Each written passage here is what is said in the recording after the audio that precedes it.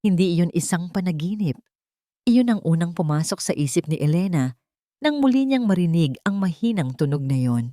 Hindi iyon ingay ng hangin na humahampas sa bintana at lalong hindi tunog ng mga dagang gumagala sa kisame gaya ng ibinilin sa kanya kanina.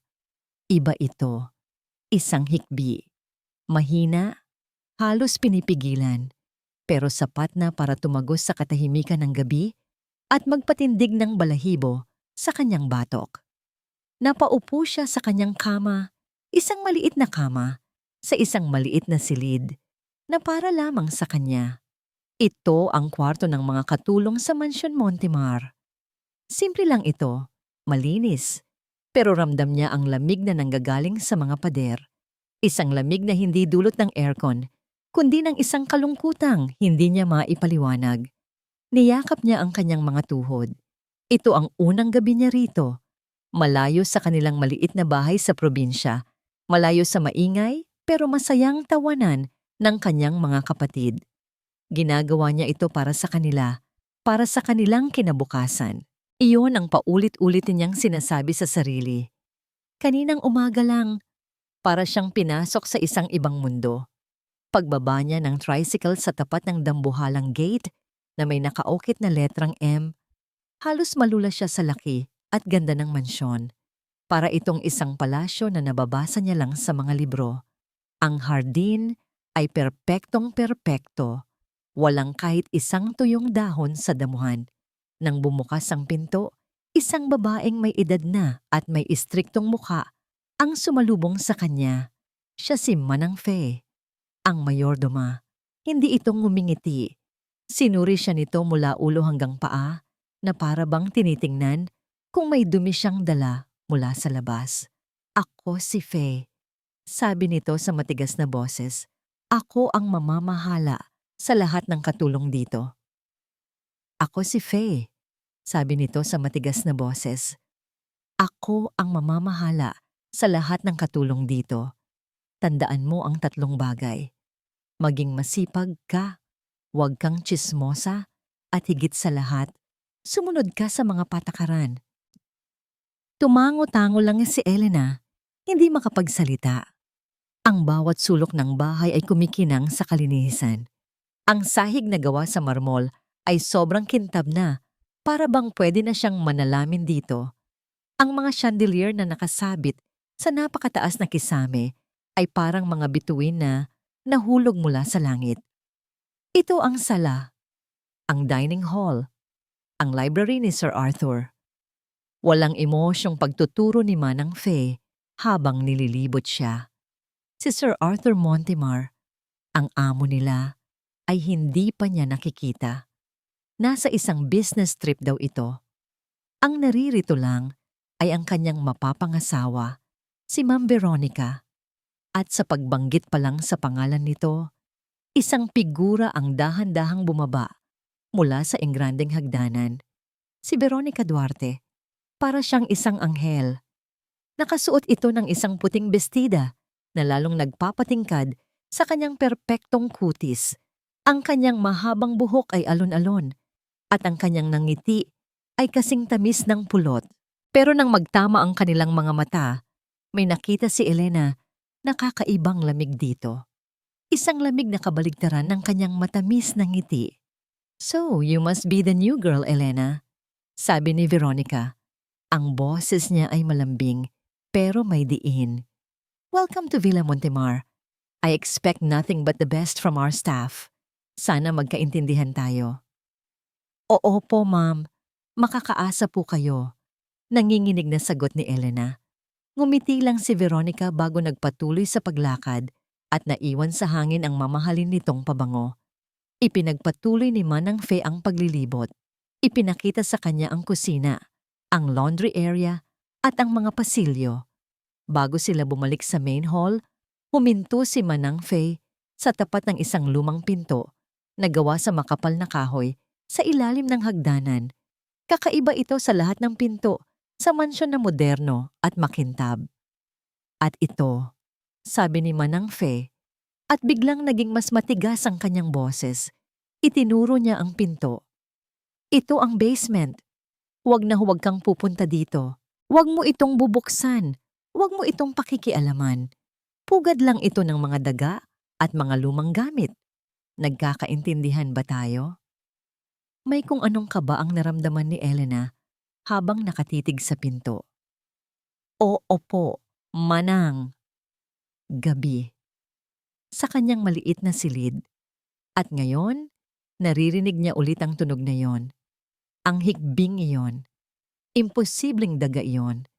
Ang daga ay kumakaluskos, hindi humihikbi. Dahan-dahan. Siyang bumangon. Maingat, na para bang may maririnig ang bawat galaw niya. Ipinatong niya ang kanyang tainga sa malamig na sahig. Sinusubukang alamin kung saan nanggagaling ang tunog. Mas malinaw na ngayon. Hindi lang ito isang hikbi. May kasama itong mahinang kalansing ng bakal. Paulit-ulit. Isang hikbi. Tapos isang kalansing. Nanindig ang lahat ng balahibo sa kanyang katawan. Ang direksyon ng tunog parang nanggagaling sa ibaba. Mula sa direksyon ng pasilyo kung nasaan ang ipinagbabawal na pinto. Ang pinto ng basement. Sinubukan niyang ipikit ang kanyang mga mata. Pabayaan mo na, Elena. Sabi niya sa sarili. Kailangan mo ang trabahong to. Huwag kang maging pakialamera. Ngunit ang hikbi ay nagpatuloy. At sa bawat tunog nito, para itong isang karayom na tumutusok sa kanyang konsensya. Pinakinggan niyang mabuti sa huling pagkakataon. Ang kanyang paghinga ay halos tumigil. At doon, sa gitna ng katahimikan ng mansyon, narinig niya ito ng buong linaw. Hindi yon daga, at lalong hindi hangin. Boses yon. Boses ng isang bata. Isang batang umiiyak. Hindi nakatulog si Elena ng gabing iyon. Ang bawat pag-ikot niya sa kama ay nagbabalik sa kanyang isipan ng tunog na yon. Ang hikbi ng isang bata. Paulit-ulit na para bang isang multo na bumubulong sa kanyang tainga. Pabayaan mo na, sabi ng isang bahagi ng kanyang isip. Delikado, bago ka pa lang dito. Pero paano kung may nangangailangan ng tulong? Sagot naman ng kanyang konsensya. Paano mo matutulugan yon? Kinabukasan, habang naglilinis siya, hindi maalis sa isipan niya ang pinto ng basement. Para itong isang itim na sugat sa perpektong mansyon. Habang abala ang lahat sa kani-kanilang gawain, si Elena naman ay nagmamasid. Pinagmamasdan niya si Manang Fe. Napansin niyang may isang malaking cabinet ng mga susi malapit sa kusina. Nandoon lahat ng susi ng bawat pinto sa mansyon, maayos na nakasabit at may mga pangalan. Ngunit may isang maliit na kahon sa gilid, puno ng mga luma at kinalawang na susi. Mga susi na marahil ay hindi na ginagamit. Kailangan niya ng pagkakataon. At dumating iyon nang utusan siya ni Manang Fe na magdala ng merienda sa hardin para kay Ma'am Veronica. Sa pagmamadali, sinadya ni Elena na aksidenteng matapilok malapit sa cabinet. Dahilan para matapon ang dala niyang juice sa sahig. Naku, pasensya na po, Manang. Gulat na sabi ni Elena. Ano ka ba namang bata ka? Ang lampa-lampa mo. Pagalit na sabi ni Manang Fe, pero kumuha rin ito ng basahan habang abala itong nagpupunas sa sahig at nagbubulong-bulong sa inis. Iyon na ang pagkakataon ni Elena. Mabilis pa sa 4:00, dumukot siya ng isang maliit at lumang susi mula sa kahon ng mga kalawangin. Itinago niya ito sa kanyang bulsa. Ang kanyang puso ay kumakalabog na parang tambol. Nang sumapit ang gabi at sigurado na siyang tulog na ang lahat, nagsimula na ang kanyang plano. Walang sapin sa paa, dahan-dahan siyang lumabas ng kanyang silid. Ang tanging dala niya ay ang kanyang lumang cellphone para magsilbing ilaw at ang malamig na susi na nasa kanyang nanginginig na kamay.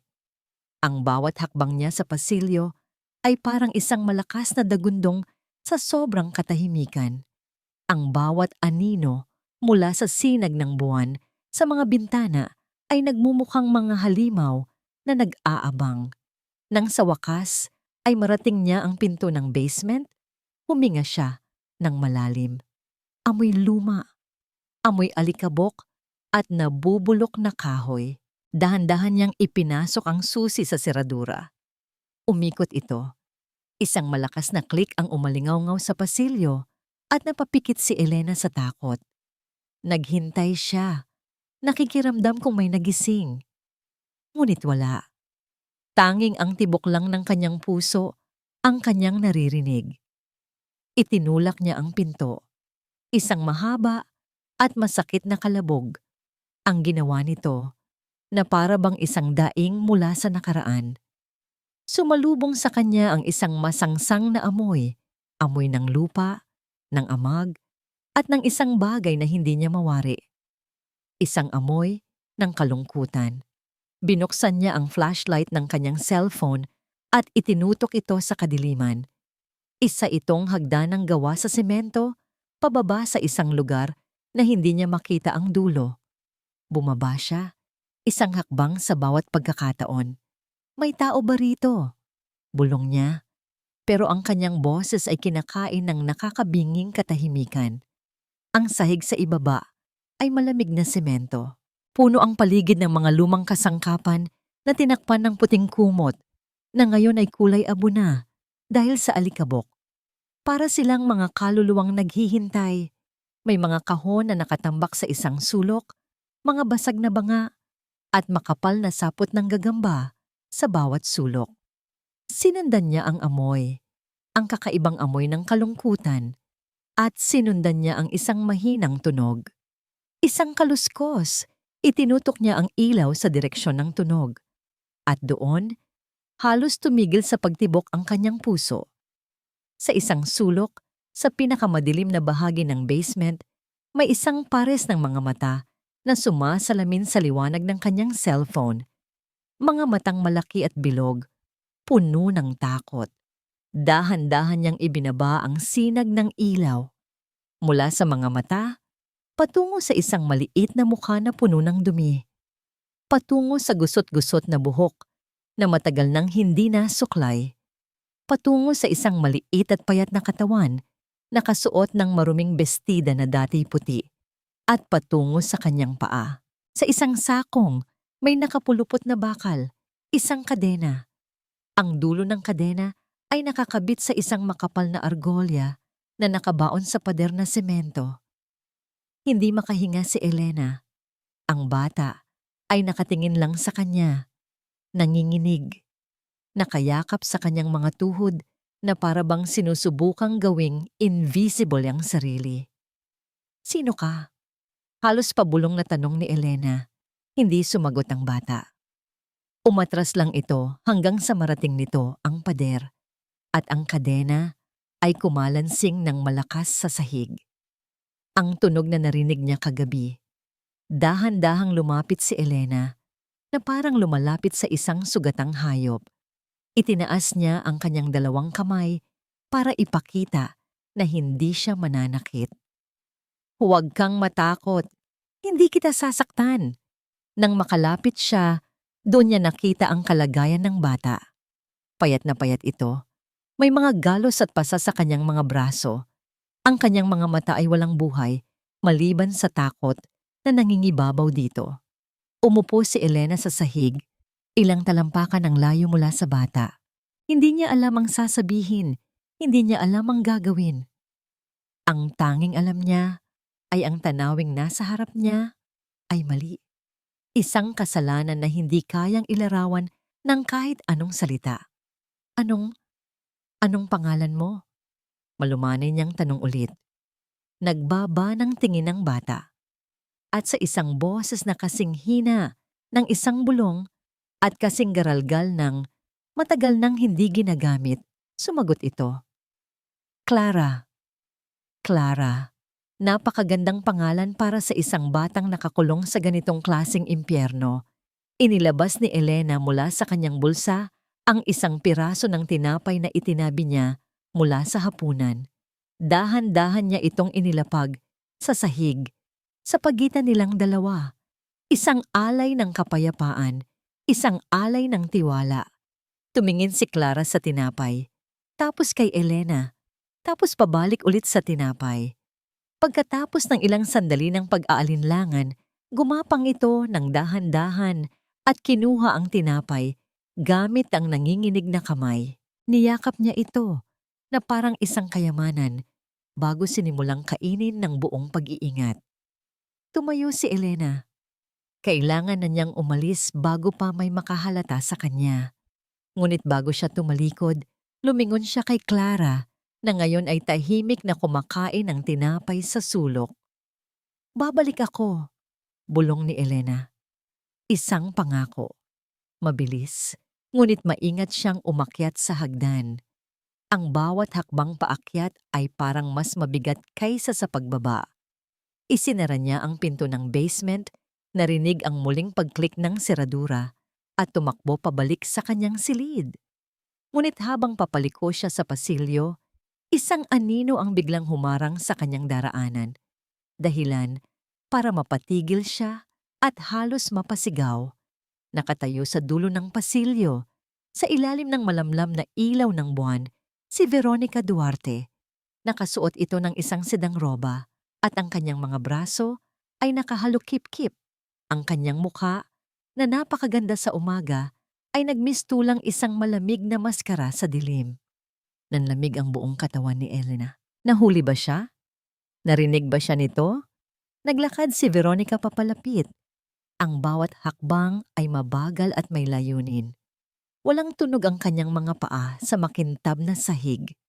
Gabing-gabi na, Elena, sabi ni Veronica. Ang kanyang boses ay malambing pa rin, pero may bahid ng yelo. Saan ka galing? Natuyo ang lalamunan ni Elena.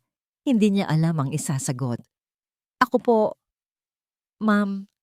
Galing lang po ako sa kusina. Uminom po ng tubig. Isang palusot. Isang napakahinang palusot. Huminto si Veronica sa mismong tapat niya. Napakatangkad nito sa kanyang paningin. Tinitigan siya nito mula ulo hanggang paa. At ang mga mata nito'y parang matatalim na kutsilyo. Huminto ang tingin nito sa laylayan ng kanyang damit. Dahan-dahan, yumuko si Veronica at may pinulot mula sa damit ni Elena. Isang maliit na sapot ng gagamba. Itinaas niya ito sa pagitan ng kanyang mga daliri. Sapot ng gagamba, sabi nito, habang nakatingin ng diretso sa mga mata ni Elena. Wala namang gagamba sa kusina natin. Malinis doon, hindi ba? Hindi na makahinga si Elena. Ang kanyang puso ay umaakyat na sa kanyang lalamunan. Ngumiti si Veronica. Isang ngiting hindi umabot sa kanyang mga mata. Siguro'y dapat mong tandaan kung saan ka lang pwedeng pumunta sa bahay na ito, Elena. Hinipan nito ang sapot ng gagamba mula sa kanyang daliri at naglakad palampas sa kanya na para bang walang nangyari. Naiwan si Elena sa pasilyo, nanginginig. Hindi sa takot na mahuli, kundi sa realisasyon na ang babaeng iyon, ang anghel ng mansyon, ay hindi lang basta may alam. Siya ang dahilan. Siya ang demonyong nagkulong sa isang anghel sa kadiliman. At ngayon, alam na rin ni Veronica na may iba nang nakakaalam ng kanyang sikreto. Nagsimula ang bagong takbo ng buhay ni Elena sa Mansion Montemar. Sa umaga, siya ang pinakamasipag, pinakamabait, at pinakatahimik na katulong. Doble ang kanyang ingat sa bawat galaw, sa bawat salita.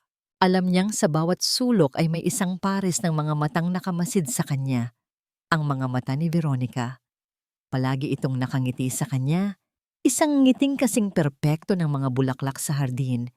Pero ang likod ng mga matang iyon ay hindi nagbabago. Malamig, mapagmatyag. Ngunit pagsapit ng gabi, kapag ang buong mansyon ay nababalot na sa katahimikan, doon nagiging tunay na Elena. Dahan-dahan, dala-dala ang konting pagkain at isang botelya ng tubig, bumababa siya sa impyernong iyon. Sa una, laging umatras si Clara sa tuwing nakikita siya. Ngunit kalaunan, nasanay na rin ito. Hihintayin na siya nito sa dulo ng kadena at sa mga mata nito'y may bahid na ng pag-asa, hindi na puro takot. Isang gabi, nagdala si Elena ng isang maliit na palanggana na may maligamgam na tubig at isang malinis na bimpo. "Halika," malumanay na sabi ni Elena. "Pupunasan kita." Umiling si Clara, hinigpitan ng yakap sa kanyang mga tuhod. "Hindi kita sasaktan. Pangako," sabi ni Elena at umupo siya sa sahig. Dahan-dahanan niyang inilubog ang bimpo sa tubig, piniga ito, at maingat na idinampi sa braso ni Clara. Nagulat si Clara sa init ng tubig sa kanyang balat. Napapikit ito, na para bang ninanamnam ang isang pakiramdam na matagal na niyang kinalimutan. Hindi na ito pumalag. Hinayaan niya si Elena na punasan ang kanyang mukha, ang kanyang leeg, ang kanyang mga kamay. Habang nililinis ni Elena ang dumi sa mukha ni Clara, unti-unting lumabas ang tunay nitong anyo. Mayroon itong maliliit na pekas sa ilong at ang kanyang mga pilikmata ay mahahaba. Maganda siyang bata, isang bulaklak na pilit itinago sa dilim.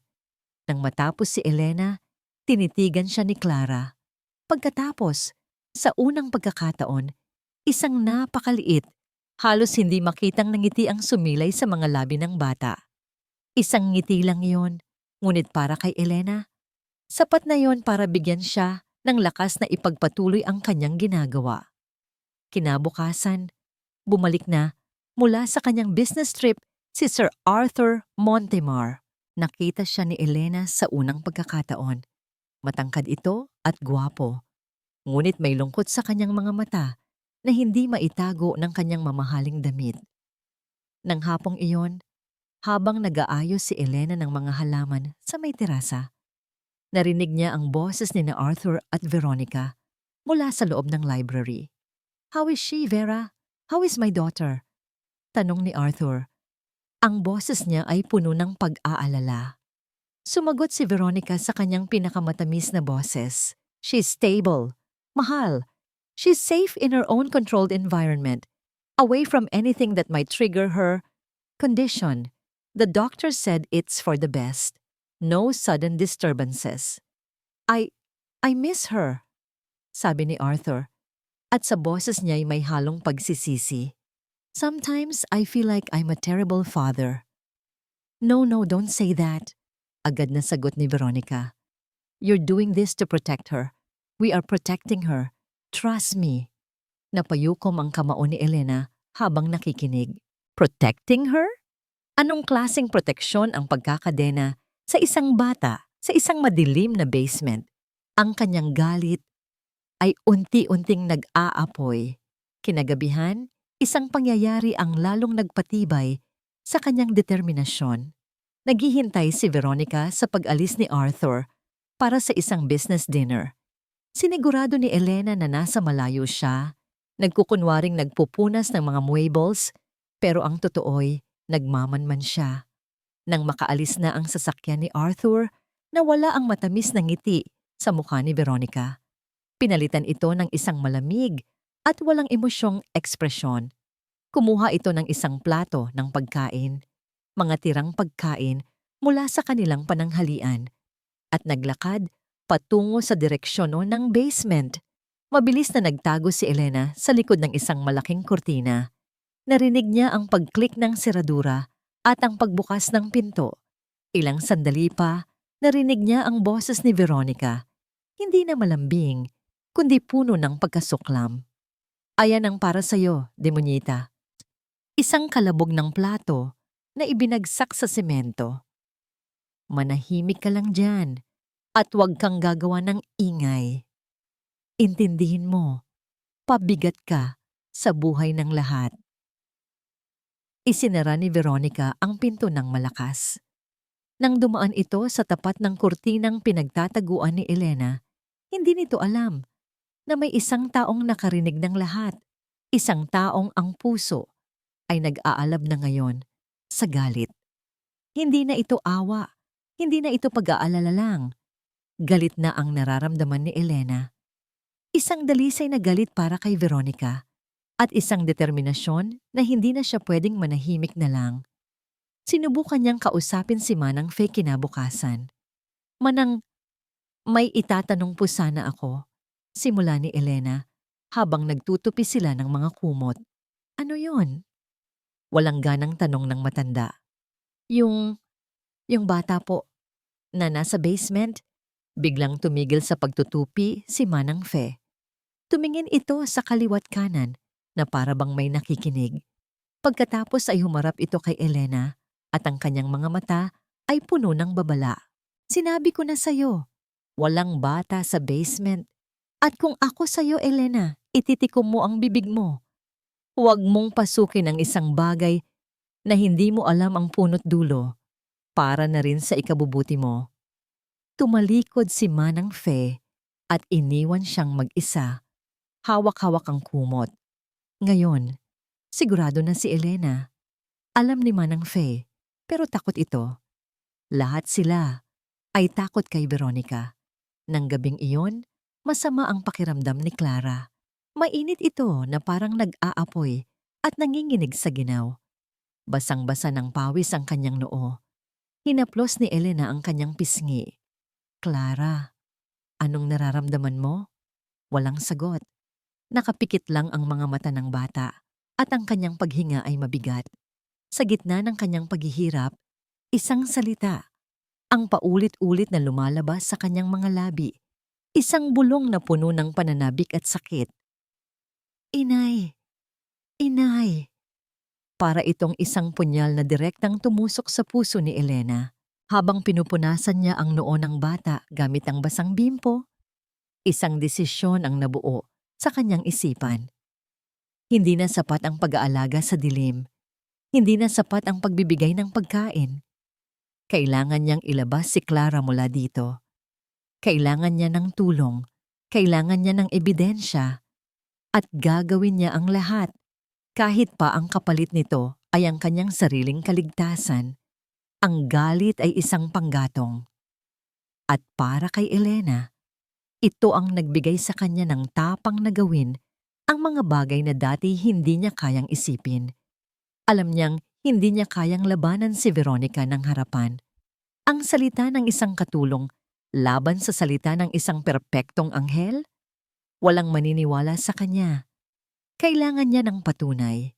Isang bagay na hindi kayang pasinungalingan. Kinagabihan, nang dalhan niya ng pagkain si Clara, dala na niya ang kanyang cellphone. Habang kumakain ang bata, nanginginig ang kamay ni Elena na kinuhanan ito ng litrato. Click! Ang mahinang tunog ng kamera ay parang isang putok ng baril sa katahimikan ng basement. Napatingin si Clara sa kanya. Natatakot. Shh! Para sa'yo to, bulong ni Elena. Kahit hindi niya sigurado kung naiintindihan siya ng bata. Itinutok niya ang kamera sa kadena sa paa ni Clara. Click!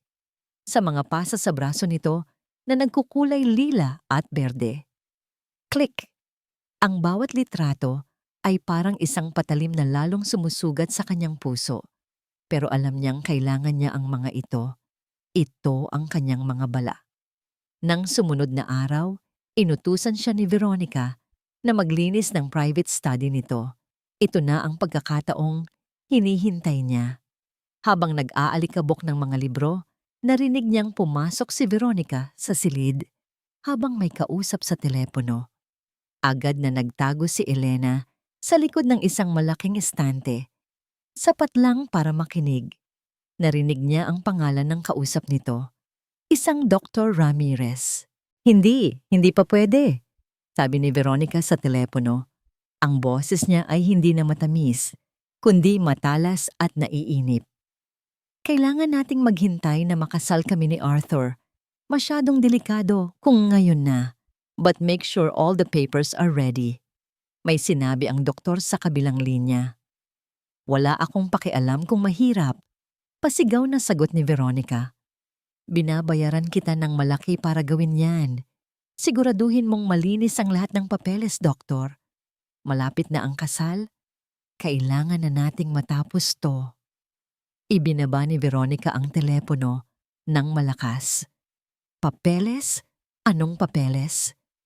Tanong ni Elena sa sarili. Nang makaalis si Veronica, sinubukan ni Elena na maghanap. Ngunit ang mga drawer ng lamesa nito ay nakalock. Sa halip, naisip niya ang isa pang tao na maaring may sagot. Ang namayapang asawa ni Arthur, ang ina ni Clara. Siguradong meron itong mga gamit sa mansyon. Nagdahilan siya na maglilinis sa lumang silid ng dating ginang, isang silid na hindi na binubuksan. Pagpasok niya, sinalubong siya ng amoy ng lavender at ng kalungkutan. Lahat ng gamit ay nakatakip ng puting tela. Binuksan niya ang isang aparador. Sa loob, nakita niya ang isang lumang photo album. Binuklat niya ito. Ang mga litrato ay puno ng ngiti. Si Arthur, mas bata at mas masaya, kasama ang isang napakagandang babae na may mga matang nangungusap. Sa bawat litrato, kasama nila ang isang sanggol na si Clara. Masaya sila. Isang perpektong pamilya, walang bakas ng kondisyon na sinasabi ni Veronica. Sa huling pahina, may isang litrato ng ina ni Clara na mag-isa, nakatingin sa malayo. Sa likod nito, may nakasulat, "Para sa aking Clara, ang aking tanging liwanag." Isinara ni Elena ang album, mas lalong naguluhan. Kung ganito sila kasaya, ano ang nangyari? Habang ibabalik na niya ang album, may biglang pumasok sa silid si Sir Arthur. "Anong ginagawa mo rito?" tanong nito, hindi galit pero nagulat. Sir, pinalilinis lang po," nanginginig na sagot ni Elena. Hawak-hawak pa rin ang album. Nakita ni Arthur ang hawak niya. Ang galit sa mukha nito ay napalitan ng pamilyar na lungkot. Kinuha nito ang album mula sa kanya at tinitigan ang litrato ng kanyang asawa. She had problems, mahinang sabi ni Arthur na parang kinakausap ang sarili. Postpartum depression. It got worse. Veronica is just protecting Clara from that memory. Tumingin ito kay Elena. "Please, just leave her things alone." Tumango si Elena at mabilis na lumabas ng silid. Ngunit habang naglalakad siya palayo, alam niyang may mali sa kwento. Hindi tugma ang masayang mga mata sa litrato sa kwento ng isang babaeng may malubhang depresyon. Kinagabihan, hindi siya mapakali. Ang pangalang Dr. Ramirez at ang salitang papeles ay umuulit-ulit sa kanyang isip. Naglakas loob siyang bumalik sa study ni Veronica. Ngunit sa pagkakataong ito, hindi para maglinis. Sa isang drawer na hindi nakalock, naghahanap siya ng kahit anong pwedeng magbigay sa kanya ng clue. At doon, sa ilalim ng mga stationery, nakita niya ito. Isang resibo, isang opisyal na resibo mula sa Ramirez Medical Consultancy. Nakapangalan ito kay Veronica Duarte. Ang nakasulat na serbisyo, Special Medical Consultation Services. Ngunit ang nakapagpatigil sa kanyang paghinga ay ang halaga. 100,000 piso. Anong klaseng konsultasyon ang nagkakahalaga ng ganoon kalaki? Itinago ni Elena ang resibo sa kanyang bulsa. Ito ay isa na namang piraso ng palaisipan. At pakiramdam niya, habang nabubuo ang larawan, mas lalong nagiging halimaw ang nasa gitna nito. 1 linggo. 1 linggo na ang nakalipas mula nang makuha ni Elena ang resibo. At sa loob ng 1 linggong iyon, wala siyang ibang ginawa kundi maghintay ng tamang pagkakataon.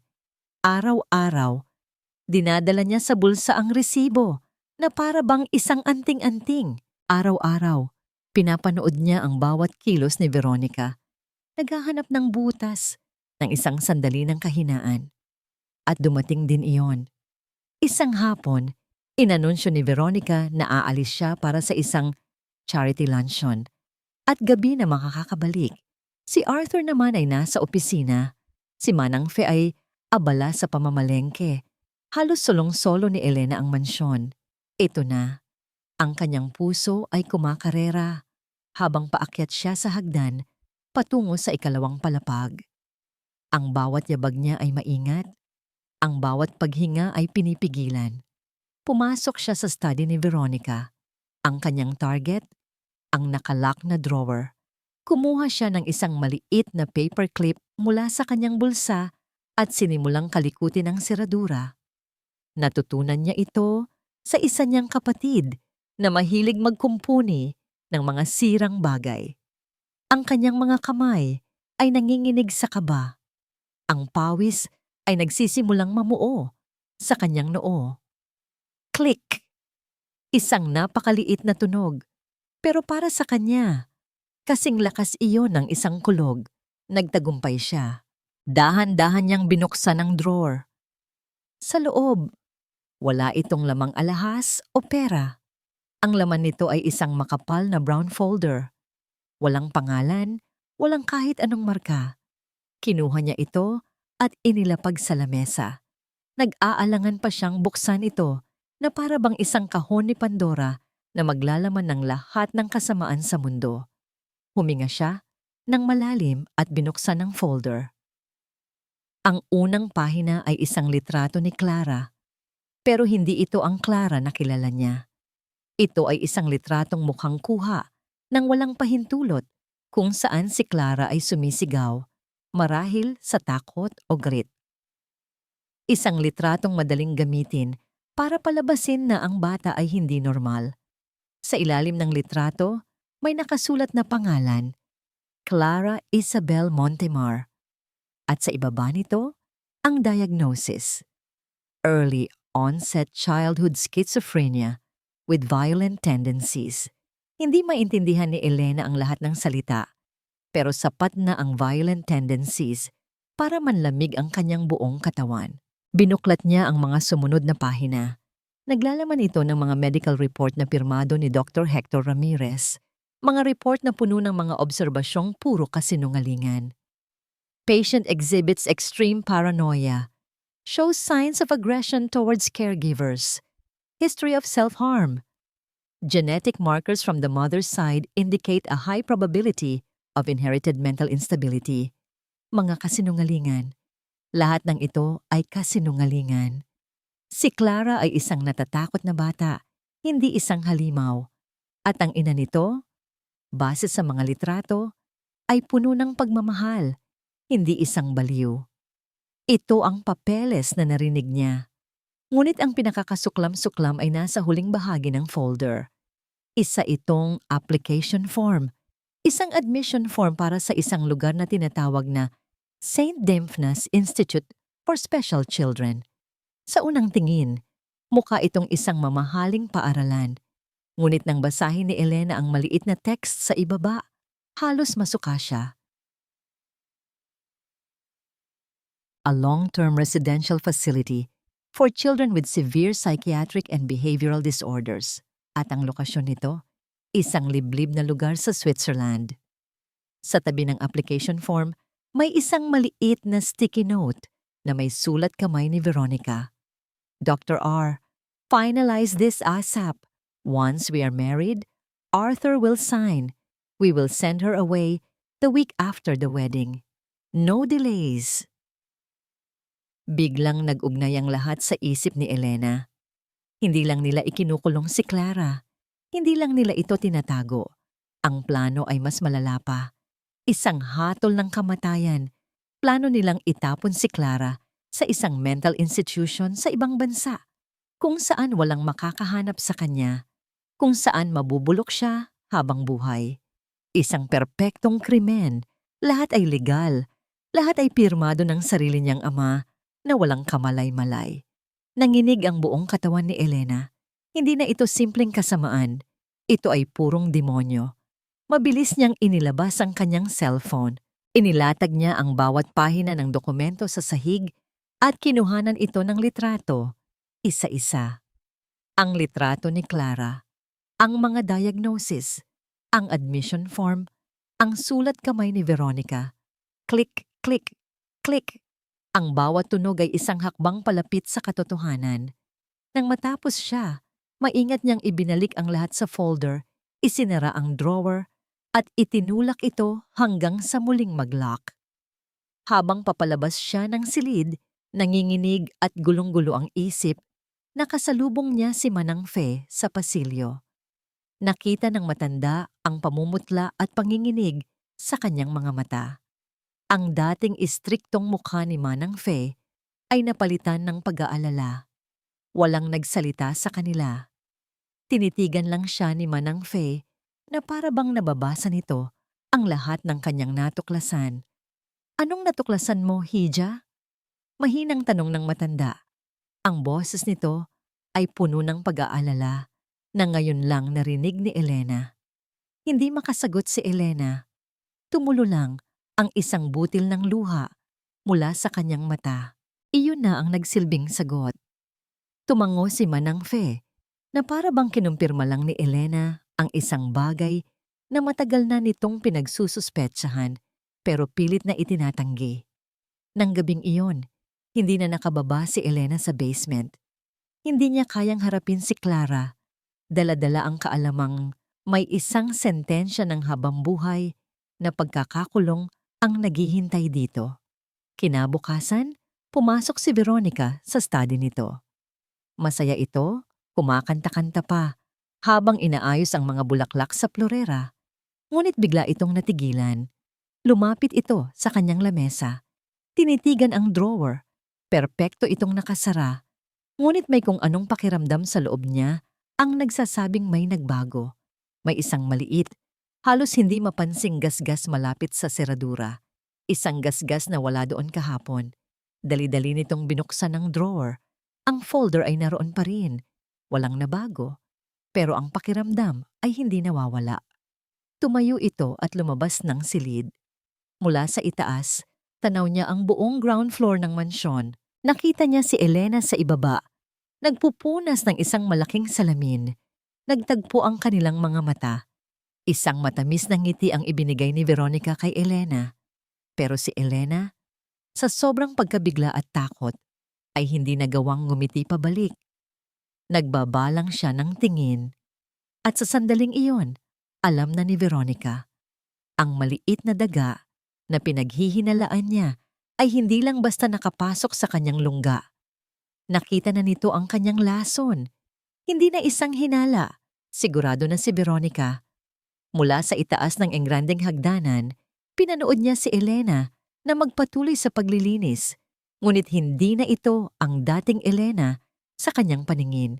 Hindi na ito isang hamak na probinsyana na madaling takutin. Ang babaeng nasa ibaba ay isang ahas. Isang maliit, ngunit makamandag na ahas na nakapasok sa kanyang paraiso. Ang tanga mo, Veronica, sabi niya sa sarili. Isang ngangiti ng pagkasuklam ang sumilay sa kanyang mga labi. Minaliit mo siya. Ngunit ang pagkakamali ay hindi na pwedeng bawiin. Ang kailangan ngayon ay solusyon. Isang mabilis at permanenteng solusyon. Pumasok siya sa kanyang silid at kinuha ang kanyang cellphone. Idinial niya ang numero ni Dr. Ramirez.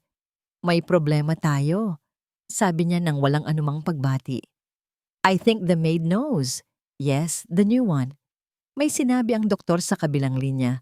Ang boses nito ay halatang natataranta. Calm down, Hector, mariing sabi ni Veronica. Wala pa siyang ebidensya. Isa lang siyang katulong. Sino ang maniniwala sa kanya? Ang kailangan lang natin ay paalisin siya bago pa siya makapagsalita. Bumalik siya sa kanyang study. Kung noon ay kampante siya, ngayon ay doble na ang kanyang pag-iingat. Kailangan niyang mag-isip. Paano niya mapapaalis si Elena nang hindi nagdudulot ng hinala kay Arthur? Kailangan niya ng isang perpektong dahilan. At doon, isang ideya ang nabuo sa kanyang isipan. Isang ideyang kasing dumi ng kanyang mga plano. Kinabukasan, habang nag-aalmusal sila ni Arthur, aksidenteng nabitawan ni Veronica ang isang napakamahal na porselanang florera na nakapatong sa isang mesita. Nababasag ito sa libu-libong piraso sa sahig na marmol. Oh my God! Sigaw niya. Ang kanyang mukha ay nagpapakita ng perpektong pagkagulat. Agad na lumapit si Arthur. Are you okay, mahal? I'm fine. Pero ang florera, it was a gift from my lola, sabi ni Veronica. Ang kanyang mga mata ay nagsisimulang mamasa-masa. Tumingin siya sa paligid. Nakita ko si Elena kanina sa may banda rito. Baka hindi niya sinasadya na masagi. Hindi ko alam. Si Elena? Tanong ni Arthur. She seems like a good girl. I know.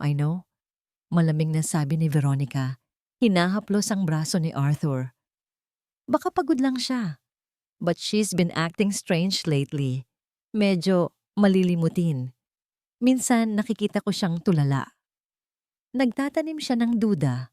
Isang maliit na buto ng pagdududa na alam niyang didiligan niya araw-araw hanggang sa ito ay lumaki. Ngunit hindi siya tumigil doon. Nang hapong iyon, habang wala si Arthur, bumili siya online ng isang maliit na spy camera. Kinagabihan, nang sigurado siyang walang tao, personal niya itong ikinabit sa isang madilim na sulok ng pasilyo na malapit sa pinto ng basement. Itinago niya ito sa likod ng isang pekeng halaman. Ang pader ay mayroon ng mga mata. Samantala, napansin ni Manang Fe ang lahat. Nakita niya ang aksidente sa Florera. Narinig niya ang mga parinig ni Veronica kay Arthur. At higit sa lahat, nakita niya ang takot sa mga mata ni Elena, na ngayon ay halos hindi na makatingin ng diretso kay Veronica. Isang hapon, habang nag-iisa si Elena sa kusina, tahimik na lumapit si Manang Fe. Inilapag nito sa mesa ang isang luma, ngunit gumagana pa ring cellphone. Ano po ito, Manang? Nagtatakang tanong ni Elena. Extrang cellphone ko. Walang nakakaalam niyan kundi ako lang. Sabi ng matanda. Ang kanyang boses ay mahina. Kung ano man yung mga ebidensyang hawak mo, ilipat mo dyan. I-delete mo sa personal mong telepono. Mahirap na. Tumingin si Elena sa matanda. Ang kanyang mga mata ay nagpapasalamat. Hindi ako pwedeng kumampi ng harapan, Hija. Pagpapatuloy ni Manang Fe. Matagal na akong nagsisilbi sa pamilyang to. Pero hindi na rin kaya ng konsensya ko. Mag-iingat ka. Lalo na ngayon. Hindi pa nakakalayo si Manang Fe nang bigla siyang huminto, na para bang may biglang naalala. Ay oo nga pala. Sabi nito, ang boses niya ay biglang lumakas na, para bang para sa ibang tao. Nasira pala ang monitor ng CCTV sa may pasilyo sa ibaba. Ipapagawa ko pa bukas. Pagkasabi noon, pasimple itong kumindat kay Elena. Naintindihan agad ni Elena. Bininigyan siya ng pagkakataon ng matanda. Nang gabing iyon, muling bumaba si Elena. Ngunit habang naglalakad sa pasilyo, may kung anong nagtulak sa kanya na tumingin sa halaman sa sulok. At doon, nakita niya ang isang maliit na itim na tuldok na kumikinang, ang lente ng isang kamera. Nanlamig siya, pero nagpatuloy. Pumasok siya sa basement. Ngunit alam niya, ang lahat ng kilos niya ay sinusubaybayan na. Sa loob ng kanyang silid, si Veronica ay nakangiting nanonood mula sa kanyang tablet. Gotcha! Bulong niya sa sarili. Ngunit biglang nag-static ang video feed. Nawala ang signal. Damn it! Mura niya. Sinubukan niyang i-refresh, pero wala na. Nasira pala ang monitor. Naalala niya ang naririnig niyang sinabi ni Manang Fe kanina. Hindi niya alam na ang pagkasira na yon ay sinadya. Si Manang Fe, sa kanyang sariling paraan, ay nagsimula ng kumilos. Kinagabihan, pumasok si Veronica sa silid ni Arthur. Ang kanyang mukha ay puno ng pag-aalala. Mahal, I'm really worried. Simula niya, ang kanyang boses ay nanginginig. Kanina, nakita ko si Elena na papunta sa basement. Sinundan ko siya. I think she's trying to harm Clara. What? That's a serious accusation, Vera. Sabi ni Arthur naguguluhan. I know, pero may dala siyang pagkain. Paano kung may lason yon? Mahal, I think Elena is becoming unstable. Baka may masama siyang gawin kay Clara para sisihin ako. Maybe she's obsessed with you.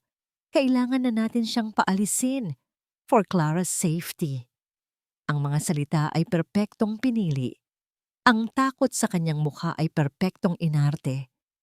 Nakita niya ang pag-aalinlangan sa mga mata ni Arthur na unti-unting napapalitan ng takot.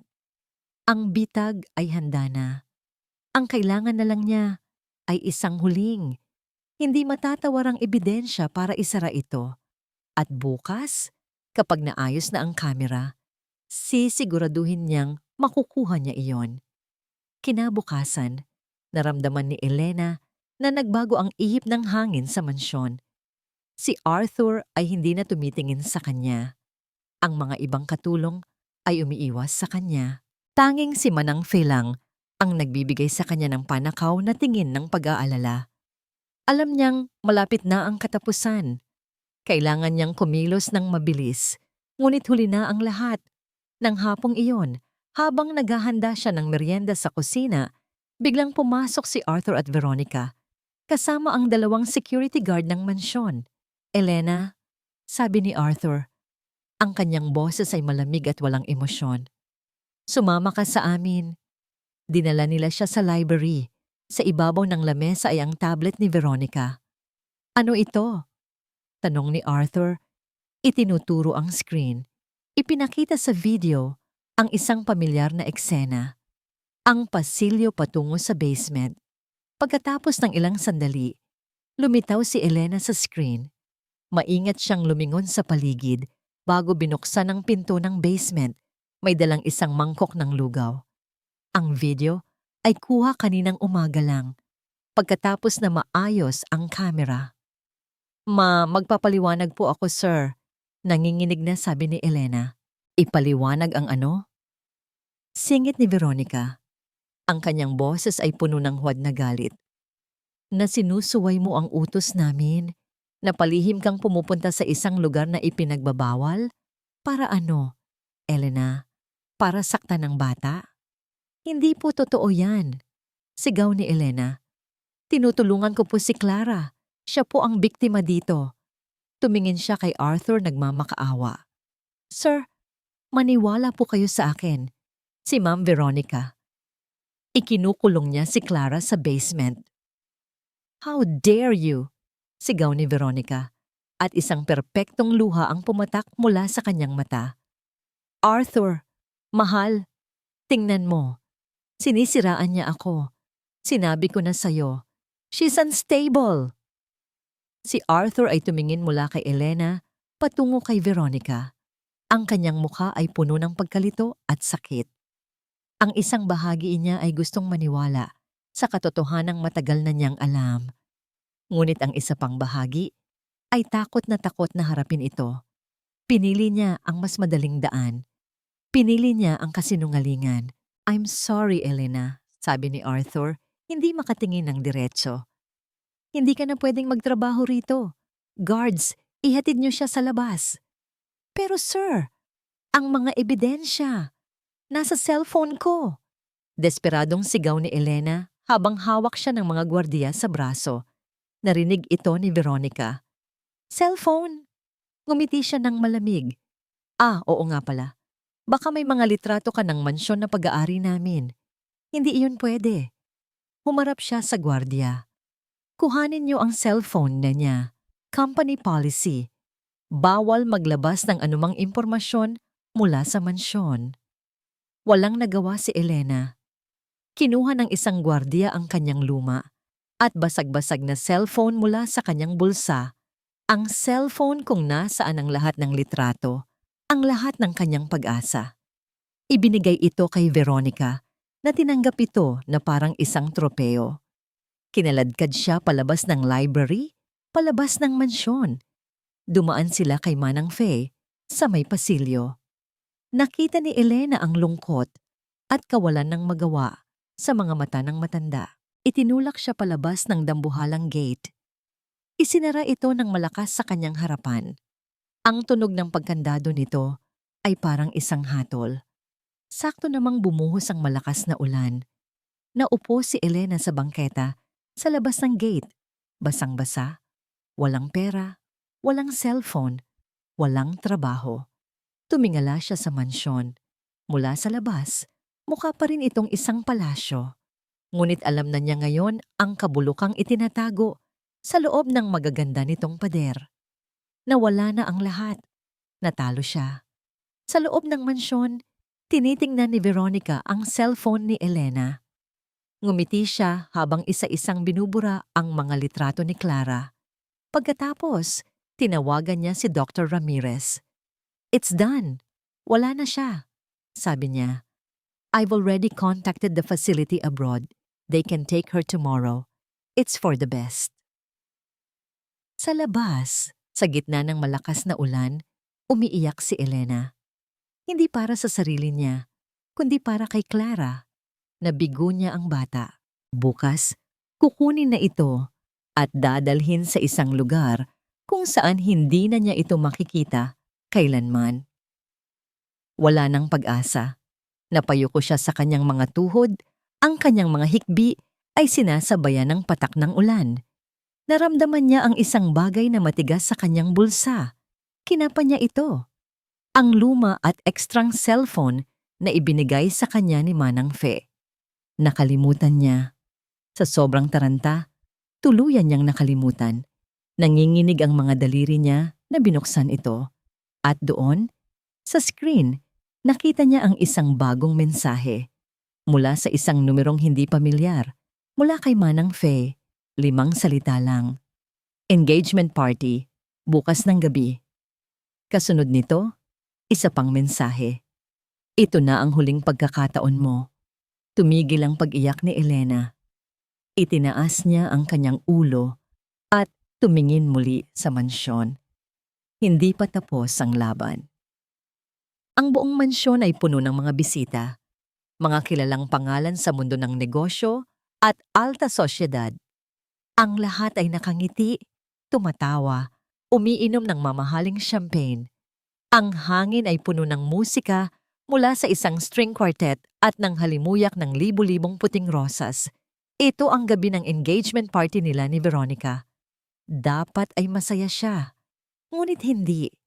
Habang nakatayo siya sa tabi ni Veronica, tumatanggap ng mga pagbati, may isang bigat sa kanyang dibdib na hindi maalis-alis. Ang mga huling salita ni Elena ay umuulit-ulit sa kanyang isipan na parang isang sirang plaka. "Sir, maniwala po kayo sa akin." Ikinukulong niya si Clara sa basement. Tumingin siya kay Veronica. Napakaganda nito sa kanyang suot na evening gown. Ang nangiti nito ay perpekto. Ang bawat kilos ay elegante. Posible bang ang anghel na ito ay isang demonyo? "Is everything all right, mahal?" tanong ni Veronica. Ang boses nito ay puno ng pag-aalala. "Yes, I'm fine. Just a little overwhelmed." Pagsisinungaling niya. Pero ang totoo, gulong-gulo ang kanyang isip. Naalala niya ang kanyang asawa. Ang masayang mga mata nito sa mga litrato. Naalala niya ang sinabi ng mga doktor noon tungkol sa mild postpartum depression, hindi isang malubhang sakit sa pag-iisip. Naalala niya kung paanong si Veronica ang unti-unting nagkumbinsi sa kanya na mas malala ang sitwasyon, na kailangang protektahan si Clara mula sa mundo. Naniwala siya dahil mas madaling maniwala sa isang magandang kasinungalingan kaysa harapin ang isang masakit na katotohanan. "It's time," bulong ni Veronica at hinila siya nito papunta sa isang maliit na entablado. Oras na para sa kanilang anunsyo. Nakatayo si Elena sa likod ng mansyon sa may service entrance. Basang-basa pa rin ang kanyang damit, ngunit hindi na niya ito alintana. Ang tanging nararamdaman niya ay ang kabog ng kanyang dibdib at ang init ng determinasyon sa kanyang dugo. Ilang minuto pa, bumukas ang pinto. Si Manang Fe. "Hija!" bulong nito at inabutan siya ng isang uniforme ng waiter. "Isuot mo to. Magpanggap kang isa sa mga catering staff. Walang nakakakilala sa iyo rito." Mabilis na nagbihis si Elena. Inabot sa kanya ni Manang Fe ang isang tray na may lamang mga baso ng champagne. "Nasa Grand Hall sila. Mag-aanunsyo na sila," sabi ni Manang Fe. May isang malaking projector screen sa likod ng entablado, gamit para sa isang slideshow ng mag-asawa. "Alam mo na ang gagawin mo. Tumango si Elena, ang kanyang mga mata ay nagpapasalamat. Pagkatapos nito, hindi ko na alam kung anong mangyayari sa akin, sabi ni Manang Fe. Pero tama na, sobra na. Naglakad si Elena papasok, dala-dala ang tray. Sumama siya sa agos ng mga totoong waiter. Walang nakapansin sa kanya. Ang lahat ay nakatuon sa magandang mag-asawa sa entablado. Good evening everyone. Masayang bati ni Veronica sa mikropono. Arthur and I are so thrilled to have you all here tonight. Nakatayo si Elena sa gilid, malapit sa technical booth. Nakita niya ang isang batang technician na abala sa pag-aasikaso ng slideshow. Dahan-dahan siyang lumapit. I want to thank this man, pagpapatuloy ni Veronica, tumitingin kay Arthur ng may pagmamahal, for bringing light back into my life and for trusting me to help him care for his most precious treasure. Excuse me, bulong ni Elena sa technician. Pinapabigay ni ma'am. May last-minute addition daw sa slideshow. Inabot niya ang lumang cellphone na bigay ni Manang Fe. Kinuha ito ng technician, walang pagdududa. And tonight, I am so excited to finally announce. Si Arthur. Nakatayo sa tabi ni Veronica ay hindi na nakikinig. Ang mga salitang most precious treasure ay tumama sa kanya. Nasaan ang kanyang kayamanan ngayon? Ligtas nga ba ito? At doon, nagsimula ang slideshow sa malaking screen. Ngunit hindi ito mga litrato ni na Arthur at Veronica. Ang unang lumabas ay isang litrato ng isang marumi at payat na bata, na may mga matang puno ng takot, nakaupo sa isang madilim na sulok. Isang kolektibong hininga ng pagkagulat ang narinig mula sa mga bisita. What is this? Narinig ni Arthur na bulong ni Veronica. Ang boses nito ay puno na ng gulat. Sumunod ang isa pang litrato, isang close-up ng paa ng bata na may nakapulupot na kadena. Turn it off! Turn it off! Sigaw ni Veronica sa technician. Ngunit huli na. Lumabas ang mga litrato ng mga pasa, ang litrato ng mga pekeng dokumento, early onset childhood schizophrenia, ang admission form para sa Switzerland, at ang pinakahuli, ang sulat kamay ni Veronica. Send her away the week after the wedding. Binitawan ni Arthur ang kamay ni Veronica na para bang ito'y nag-aapoy. Tumingin siya sa babae. Ang magandang mukha nito ay hindi na makangiti. Ito ay isang maskara ng purong takot at galit. Anong ibig sabihin nito, Vera? Tanong ni Arthur. Ang kanyang boses ay nanginginig. Sa gitna ng kaguluhan, isang boses ang narinig ng lahat. Isang boses na pamilyar kay Arthur. Sir Arthur! Humarap ang lahat. Doon, nakatayo sa gitna ng hall, si Elena. Hindi na nakasuot ng uniforme ng waiter. Tinanggal na niya ito. Nakatayo siya doon bilang si Elena. Sir Arthur! Kailangan niyo pong malaman ang katotohanan tungkol sa anak ninyo. Sigaw niya. Ang kanyang boses ay malinaw at matatag. Guards, get her! Utos ni Veronica. Ngunit hindi na siya pinansin ni Arthur. Ang tanging nakikita niya ay ang mga litrato sa screen at ang mukha ni Elena. Isang bagay ang biglang pumasok sa isip niya. Ang susi. Ang susi ng basement na laging nasa bulsa ni Veronica. Sa isang iglap, sa harap ng daan-daang bisita, hinablot niya ang maliit na purse ni Veronica. Binuksan niya ito at ibinuhos ang laman sa sahig. At doon, kasama ng lipstick at pulbos, kumalansing ang isang luma at kalawangin na susi. Dinampot ito ni Arthur. Tumingin siya kay Veronica na ngayon ay namumutla na parang isang patay. At pagkatapos, tumakbo siya. Tumakbo siya palayo sa entablado, palayo sa mga bisita, patungo sa pasilyo sa ilalim ng hagdanan. Ang ilan sa mga bisita, sa sobrang pag-uusisa, ay sumunod sa kanya. Ipinasok niya ang susi sa seradura. Umikot ito. Itinulak niya ang pinto. Sumalubong sa kanya ang amoy ng amag at kalungkutan. Bumaba siya sa madilim na hagdan. Clara? Tawag niya. Ang boses niya ay basag. Anak? At doon, sa sulok, sa liwanag na nanggagaling sa bukas na pinto, nakita niya ito, ang kanyang anak, ang kanyang kayamanan. Nakatingin sa kanya, nanginginig sa takot, na may kadena pa rin sa paa. Napaluhod si Arthur. Ang bigat sa kanyang dibdib ay sumabog at napahagulgol siya na parang isang bata. Niyakap niya ang kanyang anak.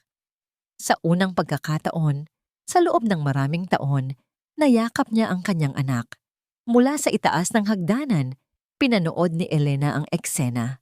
Tumulo ang kanyang mga luha, ngunit sa pagkakataong ito, luha ito ng tagumpay. Biglang may humawak sa braso niya. Si Veronica. Sinira mo ang buhay ko. Bulong nito, ang kanyang mga mata ay nag-aapoy sa galit. Ngunit bago pa man niya masaktan si Elena, isang tunog ang pumuno sa buong mansyon. Ang tunog ng mga sirena ng pulis. Palapit ng palapit. Naging isang malaking iskandalo ang gabi ng engagement party. Kinabukasan ang pangalan ng mga Montemar at Duarte ay nasa lahat ng pahayagan at balita. Ngunit para kay Elena, ang ingay ng mundo sa labas ay hindi na mahalaga. Ang tanging mahalaga ay ang katahimikang nagsimulang mamuo sa loob ng mansyon. Nakita niya mula sa bintana ng kusina kung paano isinakay ng mga pulis si Veronica. Hindi na ito ang elegante at perpektong anghel. Isa na itong babaeng sumisigaw, nagwawala, at isinusumpa ang pangalan ni Elena. Kasama ring inaresto si Dr. Ramirez na itinuro ni Veronica sa pag-asang makakahanap ito ng kakampi. Pagkatapos ng ilang linggo, unti-unting bumalik sa normal ang lahat. Ngunit isang bagong uri ng normal.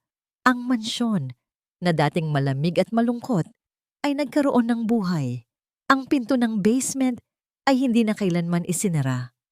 Sa halip, ginawa itong isang maliwanag na playroom. Ang mga bintana ay laging bukas. Hinahayaang pumasok ang sinag ng araw. Si Clara ay dahan-dahang nagbabago. Sa tulong ng mga totoong doktor at therapist, unti-unti niyang nalilimutan ang dilim. Hindi na siya palaging takot. Minsan, naririnig na ni Elena ang mahina nitong pagtawa habang naglalaro kasama ang kanyang ama sa hardin. Si Arthur ay ibang tao na rin, na wala ang lungkot sa kanyang mga mata. Pinalitan ito ng determinasyon na bumawi sa kanyang anak, napunan ang lahat ng nawalang taon. Siya na mismo ang nagpapakain kay Clara, nagpapatulog at nagbabasa ng mga kwento para dito. Isang hapon, ipinatawag ni Arthur si Elena sa library. Ang silid kung saan siya dati hinusgahan at pinalayas. "Maupo ka, Elena," sabi ni Arthur. Ang kanyang boses ay puno ng respeto. Sa ibabaw ng lamesa, may isang sobre. Itinulak niya ito papalapit kay Elena. "Hindi ko alam kung paano kita pasasalamatan," sabi ni Arthur. "Sinalba mo ang anak ko. Sinalba mo ako mula sa sarili kong katangahan. Yan. Yan ay isang maliit na bagay lang.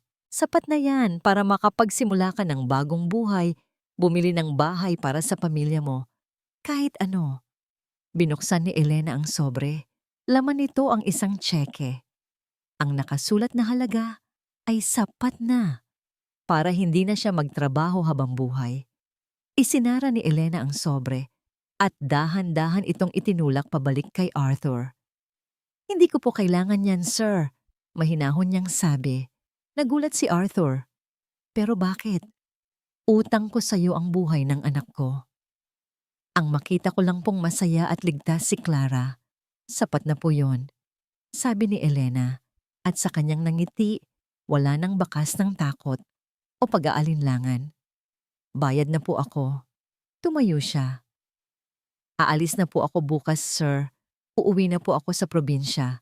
Panahon na po para unahin ko naman ang sarili kong pamilya."